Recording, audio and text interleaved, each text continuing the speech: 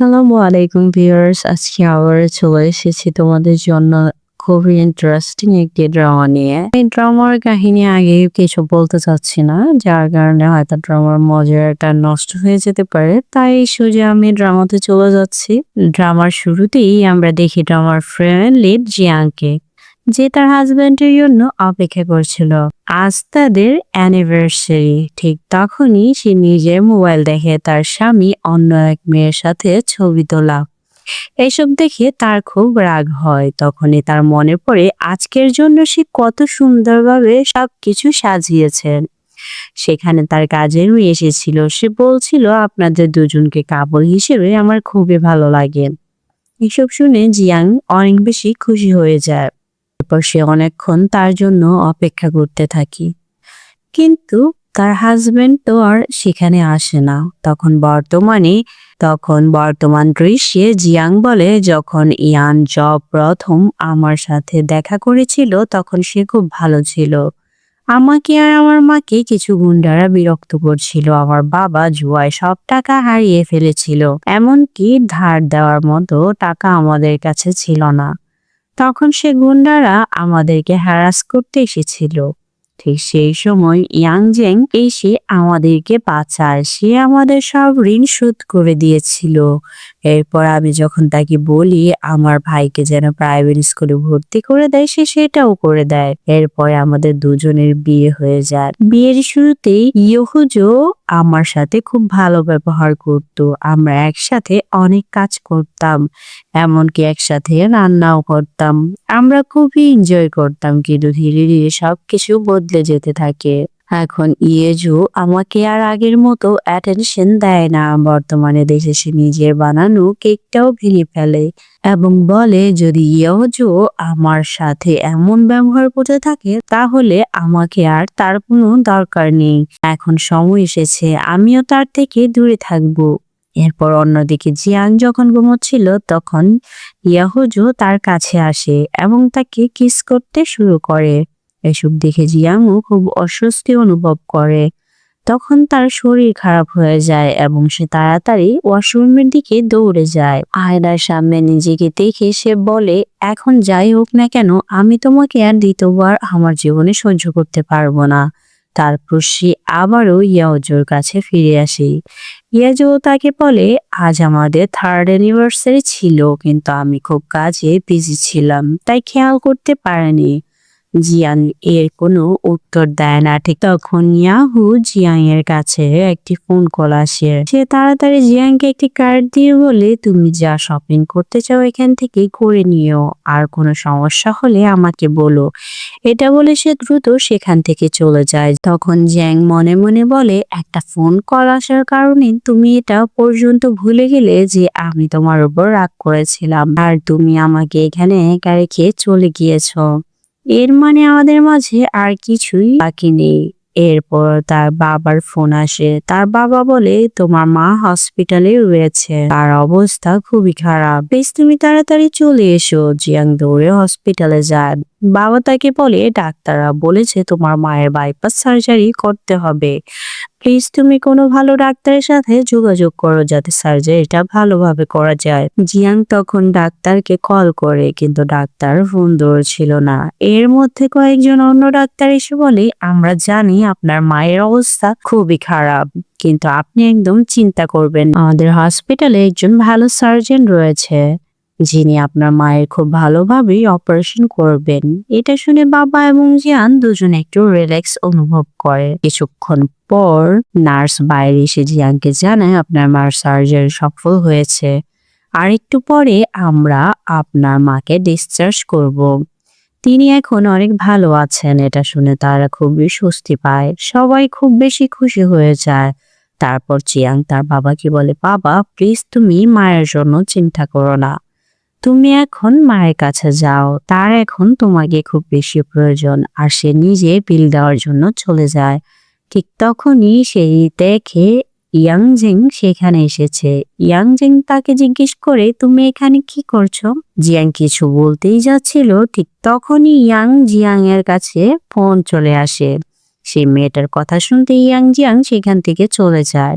Jiang মনে মনে বলে, আমি কেন হসপিটালে এসেছি আর আমার কি সমস্যা ছিল এসব নিয়ে তার কোনো মাথা ব্যথাই নেই। আসলে একটা ছেলে জীবনে যখন দ্বিতীয় নারী চলে আসে তখন সবচেয়ে বেশি অবহেলার পাত্র বুঝে হয় প্রথম নারীটাই। এরপর জিয়াং ততক্ষণ লয়ারকে ফোন করে বলে, আপনি ডিভোর্স এগ্রিমেন্ট তৈরি করে দিন, আমি খুব তাড়াতাড়ি ডিভোর্স দিব। এরপর অন্যদিকে ইয়াংজো অ্যান্ড জিয়াং দুজনে রেস্টুরেন্টে যায়, যেখানে ইয়াংজো তাকে একটা অ্যানিভার্সারি গিফট দেয়। এটা খুবই সুন্দর একটা ব্রেসলেট ছিল।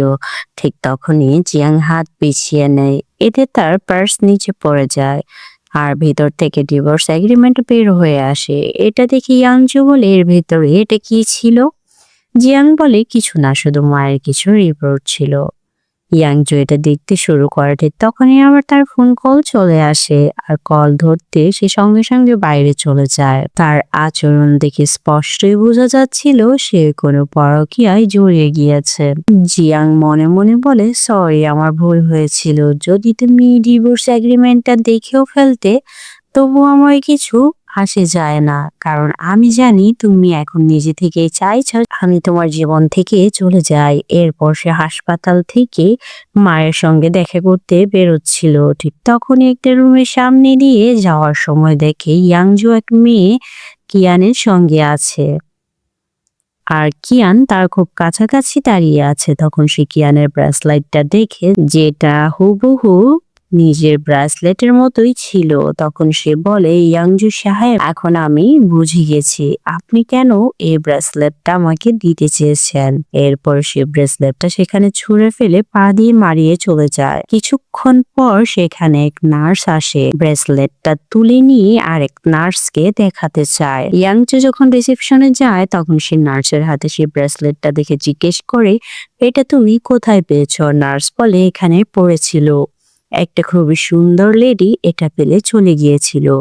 এটা দেখি কিয়ানজো তাড়াতাড়ি কিয়ানের কাছে যায় আর তাকে বলে, আমাকে যেতেই হবে। কিয়ানজো, শুধু তোমারই, কিন্তু আমার বিয়ে তো হয়ে গিয়েছে, তা আমাকে আমার স্ত্রীর কাছে ফিরে যেতে হবে। এটা শুনে কিয়ানের একদম ভালো লাগে না। এরপর ইয়াংজু যখন বাইরে ফিরে সকালে এসে জিয়াং এর কাছে যায়, সে জিজ্ঞেস করে, তোমার ব্রেসলেট কোথায়? জিয়াং বলে, জানি না, হয়তো কোথাও পড়ে গিয়েছে। তখন ইয়াংজু ব্রেসলেটটা দেখিয়ে বলে, তুমি এটা ফেলে চলে গিয়েছিলে, এসো আমি তোমাকে পরিয়ে দিই। জিয়াং বলে, প্লিজ, এটা আমার একদম দরকার নেই, তুমি আমাকে টাচ করবে না। তখন ইয়াংজু বলে, কেন?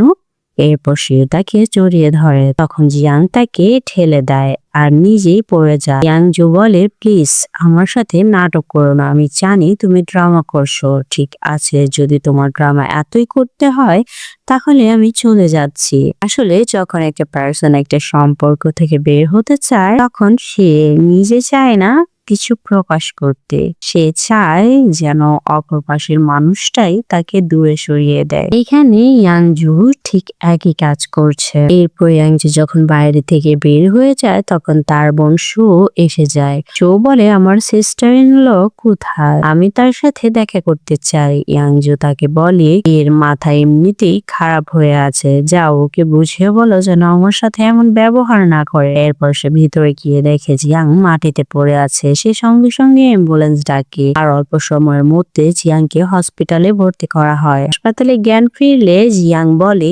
ইউএজি কি আমাকে ছেড়ে দিতে এখানে এসেছিল? শো বলে, না, আমি তোমাকে এখানে নিয়ে এসেছি। তখন জিয়াং মনে মনে বলে, আমি জানতাম, এখন আমার মরা আর বাঁচা তার মধ্যে কোনো পরোয়া নেই, আমি বাঁচি বা মরি তাতে তার কিছুই আসে যায় না, বরং সে তো এটাই চায় যেন আমি তার জীবনটাকে মুক্ত করে দিয়ে চলে যাই।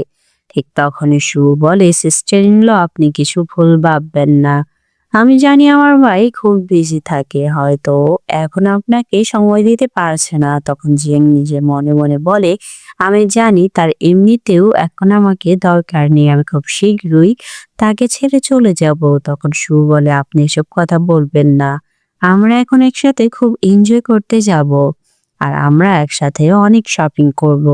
জিয়াং এতে রাজি হয়ে যায়। অন্যদিকে দেখানো হয় ইয়াংজু কিয়ানের কাছে শপিং করতে এসেছে। কিয়াং যখন ড্রেস সিলেক্ট করতে যায় ঠিক তখনই সেখানে সু এবং জিয়াং এসে পড়ে। তখন বলে, ভাই আপনি এখানে কি করছেন? আপনি জানেন আপনার স্ত্রী আপনার উপর খুব রাগ করে আছে। ইয়াংজু বলে, প্লিজ তোমরা এখান থেকে চলে যাও, এরপর এসে তোমাদের সাথে কথা বলবো। এবং জিয়াংকে বলে, তুমি সুকে নিয়ে এখান থেকে চলে যাও, আমি পরে তোমাদের সবকিছু এক্সপ্লেইন করব। এটা শুনে জিয়াং খুবই রেগে যায় এবং সেখান থেকে চলে যায়। আর সু তার ভাইকে বলে, আপনি যা করছেন এটা একদমই ঠিক না, দেখবেন খুব শীঘ্রই সে আপনাদের সবাইকে ছেড়ে চলে যাবে। এরপর সেখান থেকে চলে গেলে কিয়ান সেখানে আসে। দেখো, তোমার স্ত্রীকে নিয়ে এমন করা ঠিক না, তোমার সাথে আমার কি সম্পর্ক তা সত্যি তাকে সব বলে দাও, আমি চাই না সে ভুলের মধ্যে পড়ে থাকুক। এভাবে বলে সে তোমাকে ছেড়ে চলে যেতে পারে। ইয়াহজু বলে, ওকে নিয়ে চিন্তা করো না, সে আমার ওয়াইফ, আমি জানি সে আমাকে কখনো ছেড়ে যাবে না। এরপর অন্যদিকে জিয়াং নিজের সব জিনিসপত্র গুছিয়ে চলে যেতে থাকে। শুধু তাকে অনেক আটকানোর চেষ্টা করে, কিন্তু জিয়াং বলে, এখন আমাদের মাঝে আর কিছুই বাকি নেই, আমাকে আর কেউ থামাতে পারবে না। সে যখন বেরোতে যাচ্ছিল ঠিক তখনই তার সামনে ইয়াংচু গাড়ি নিয়ে আসে। ইয়াংচু ঘরে ঢুকতে সু তাকে বলে, আপনি জানেন আপনার স্ত্রী আপনাকে ছেড়ে চলে গিয়েছে, সে আপনার বিরুদ্ধে ডিভোর্সন করে ফেলেছে। ইয়াসু বলে, আমি জানি সে কয়েকদিন এমনই করবে, সে পরে এমনিতেই ঠিক হয়ে যাবে। সে তখন সুয়ের কথা একদম সিরিয়াসলি নেয় না, কারণ সে নিজেই চাইতো যে এভাবে জিয়াং ওর জীবন থেকে চলে যাক। অন্যদিকে হাসপাতালের দৃশ্য দেখানো হয়, সেখানে মা খুব অসুস্থ, বাবা জিয়াং তার যত্ন নিচ্ছে। মা বলে, আজ তুমি খুব ফ্যাকাশে লাগছো, সব ঠিক আছে তো? জিয়াং বলে, মা আর তার ছেলে ফিরে এসেছে, আর ইয়াংজু আমাকে খুব ইগনোর করছে, আমি এখন তার থেকে ডিভোর্স নিতে চাই। এটা শুনে বাবা রেগে যায় আর ইয়াংজুকে খুব খারাপ কথা বলে। তারপর জিয়াংকে বলেন, তুমি যে সিদ্ধান্ত নেবে আমরা তোমার সাথেই থাকবো। এটা শুনে জিয়াং একটু রিল্যাক্স ফিল করে আর ভাবতে থাকে সে এখন কি করতে পারে। এরপর সে ইয়াংজুর সাথে দেখা করতে যায়। ইয়াংজু বলে, তুমি আমাকে ছেড়ে চলে গিয়েছিলে, এটা তোমার সবচেয়ে বড় ভুল, তোমার এটা করা একদম উচিত হয়নি, এখন বলো তুমি কবে ফিরে আসছো? জিয়াং বলে, আমি আর কখনো তোমার কাছে ফিরে আসবো না, আমি এখানে ডিভোর্স এগ্রিমেন্ট সাইন করাতে এসেছি।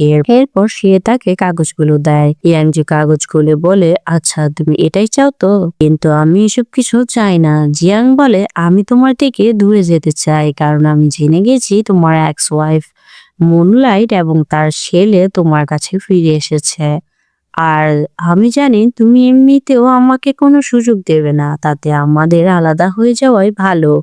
ইয়াং যুব তখন বলে, আচ্ছা কিন্তু তুমি কিভাবে জানলে যে আমার ফিরে এসেছে? জ্যাং বলে, এটা আমাকে জিজ্ঞেস করো না, তুমি নিজে পোস্ট করে সবাইকে জানিয়েছো, তাহলে তোমার কি মনে হয় আমার কাছে কোনো অ্যাকাউন্ট থাকবে না যে আমি সবকিছু জানতে পারি?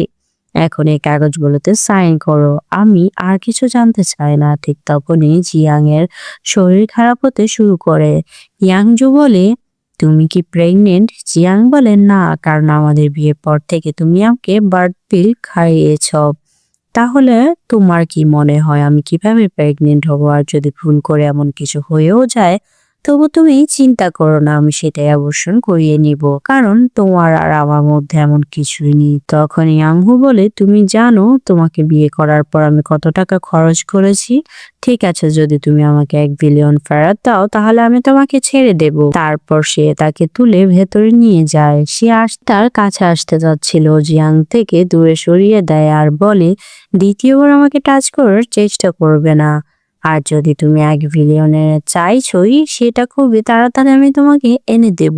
ইয়াংকে বলে, ঠিক আছে তাড়াতাড়ি এনে দাও, কিন্তু কিভাবে দেবে? তুমি তো মাত্র গ্রাজুয়েশন কমপ্লিট করেছো আর তোমার বেতন মাত্র 10,000 টাকা, এর বেশি নয়, তাহলে তুমি 1 বিলিয়ন টাকা কিভাবে জোগাড় করবে? তুমি সারা জীবন চাকরি করেও এই টাকা শোধ করতে পারবে না, ততদিন আমার ডিভোর্সও হবে না।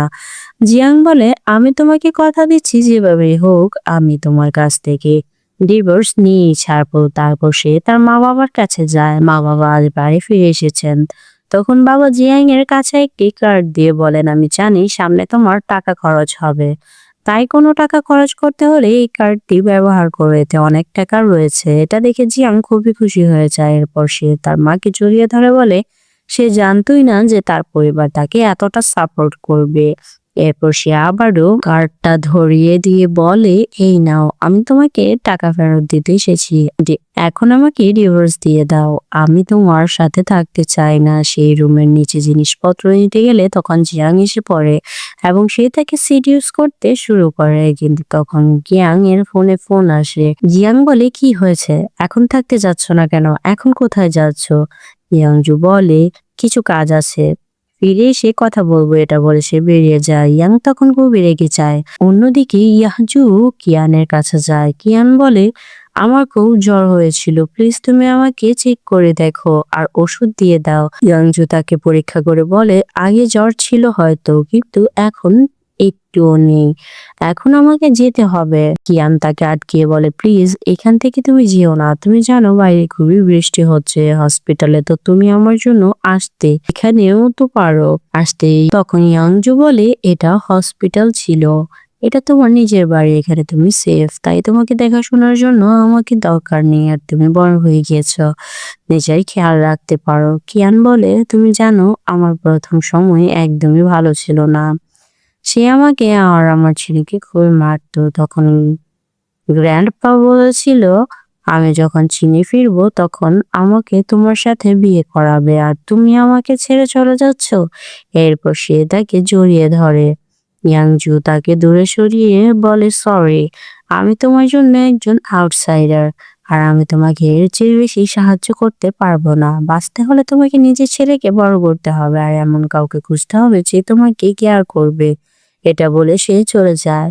পরের সিনে দেখা যায় যে সে বাইরে গিয়ে খুব বেশি ড্রিঙ্কস করছে, আর তার বন্ধু এসে বলে, কি হয়েছে, একা একা ড্রিঙ্কস করছো কেন, কোনো সমস্যা আছে, আমাকে বলো। ইয়াংজু বলে, কোনো সমস্যা নেই, আজ আমি আর কারোর সাথে কথা বলতে চাই না, প্লিজ আমাকে একা সময় কাটাতে দাও। অন্যদিকে সকালে জিয়াং এর ঘুম ভাঙলে সে চলে যেতে থাকে। ঠিক তখনই সু আসে। কথা বলার আগে জিয়াং এর মাথা ঘুরে পড়ে যায়। সু বলে, সিস্টার ইন ল, সব ঠিক আছে তো? আমার মনে হচ্ছে আপনার শরীর একদমই ঠিক নেই, চলুন আপনাকে হসপিটালে নিয়ে যাই। এরপর জিয়াংকে নিয়ে হসপিটালে যায়। তারা দুজনে কথা বলছিল এমন সময় কিয়ান এসে তাদের দুজনকে দেখে ফেলে। সে ইচ্ছে করে শুয়ের সঙ্গে ধাক্কা খায়, আর শুয়ের হাতের রিপোর্ট নিচে পড়ে যায়। সেগুলো তুলে পড়তে শুরু করে। তখন সু হঠাৎ করে তার হাত থেকে রিপোর্ট গুলো কেড়ে নিয়ে বলে, অন্যের জিনিস এভাবে পড়া উচিত না। ঠিক তখনই জিয়াং কিয়ানের হাতে সে একই ব্রেসলেট দেখে ফেলে। তখন সে বুঝতে পারে যে এটাই সেই মেয়ে চলেছে যার জন্য ইয়াংজু তাকে ছেড়ে চলে যাচ্ছে। এরপর কিয়ান সুর হাত সঙ্গে মেলাতে গিয়ে বলে, আমি তোমার ভাইয়ের খুব ভালো বন্ধু, এবং কিয়ান তার সাথে হাত মেলাতে চায়, কিন্তু সু তার সাথে হাত মেলায় না, বলে, আমার ভাইয়ের বিয়ে হয়ে গেছে, আর তুমি তো জানো সে আমার সিস্টার ইন ল। তারপর সে চলে যেতে চায়। তখন সু জিয়াংকে বলে, তোমার কি রাগ লাগেনি, তোমার ওকে একটা থাপ্পড় মারা উচিত ছিল, কিভাবে সে তোমার স্বামীর নাম নিচ্ছিল। জিয়াং বলে, এতে আমার কিছুই যায় আসে না। এটা শুনে সে আবার কিয়ানের কাছে যায় আর বলে, তুমি তো খুব ধনী পরিবারের মতো লাগছো, তুমি কোথা থেকে এসেছো আমাকে বলো। কিয়ান বলে, আমি খুব সাধারণ একটি মেয়ে, এখনো আমার বিয়ে হয়নি। সে বলে, আচ্ছা তাই নাকি, তাই তুমি আমার ভাইকে ফাঁদে ফেলার চেষ্টা করছো যাতে তার টাকায় আয়েশ করতে পারো।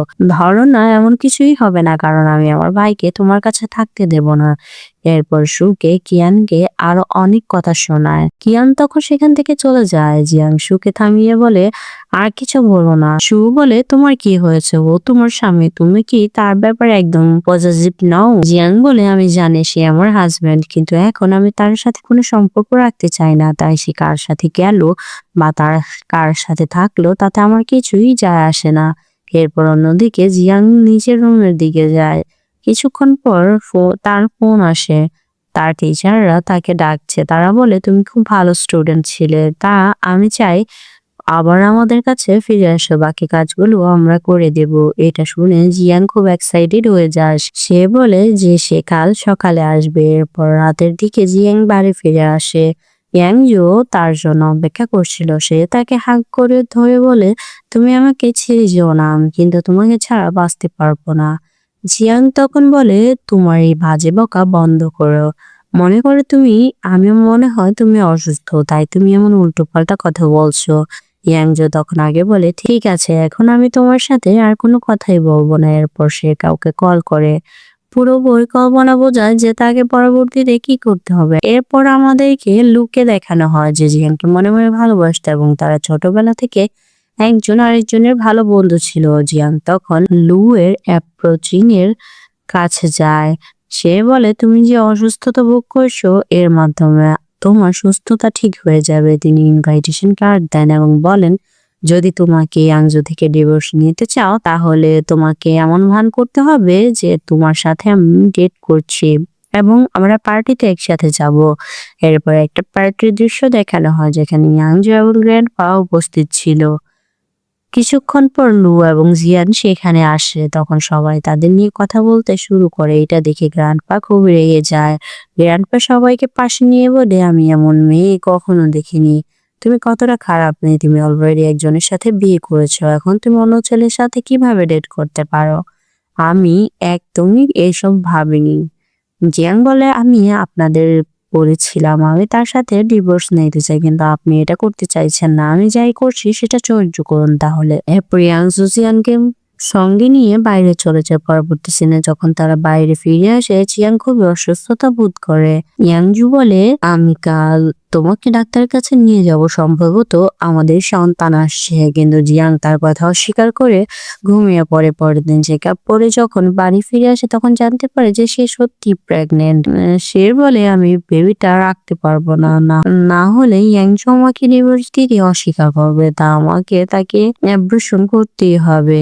এরপর সে বাইরে এসে ওষুধ নেওয়ার সময় ইয়াংজুকে বলে, দয়া করে এটা নাও, এটাও শিশুর জন্য ভালো। জিয়াং বলে, তুমি যেমন ভাবছো তেমন কিছুই নয়, তাই তুমি আমার এবং আমার বেবির থেকে দূরে থাকো। এরপর সে নিজের রুমে যায় এবং ঘুমাতে যাওয়ার আগে পরিকল্পনা করে যায়। যাই হোক, তাকে নিজে অপারেশন করাতে হবে। পরের দিন সে হসপিটালে যায়। ঠিক তখনই কিয়ান এবং তার ছেলেও আসে। কিয়ান যখন জিয়াং এর কাছে ক্ষমা চায়, ঠিক সেই মুহূর্তে তার ছেলে বেহুশ হয়ে পড়ে। এটা দেখে ইয়াংজু জবের কাছে আসে। জিয়াংকে বলে, তুমি কতটা খারাপ মেয়ে, তুমি এতটুকু ছেলের উপরও সহানুভূতি দেখাওনি, তোমার এটা করা উচিত ছিল না। জিয়াং বলে, ঠিক আছে, আমি তাকে এখন একটা ইনজেকশন দিব এবং সে অনেক ব্যথা পাবে, কিন্তু এরপর সে ঠিক হয়ে যাবে। এটা শুনে ছেলেটা দ্রুত কিয়ানের কোলে চলে যায় এবং বলে, মা আমি এটা করতে পারবো না। ঠিক তখন জিয়াং বলে, দেখেছো, সে এখন অভিনয় করছিল, তার মা তাকে শিখিয়ে দিয়েছিল যেন আমার সামনে এসে অভিনয় করে। জিয়ান তখন ইয়াংজুকে বলে, তুমি আমার থেকে দূরে থাকো, আমার সাথে তোমার কোনো সম্পর্ক নেই, আমি তোমাকে ডিভোর্স দিতে চাই, এটাই তোমার জন্য ভালো হবে। এরপর সে সেখান থেকে চলে যায়। ঠিক তখনই কিয়ান বলে, তুমি আমাদের ছেড়ে কোথাও যাবে না তো?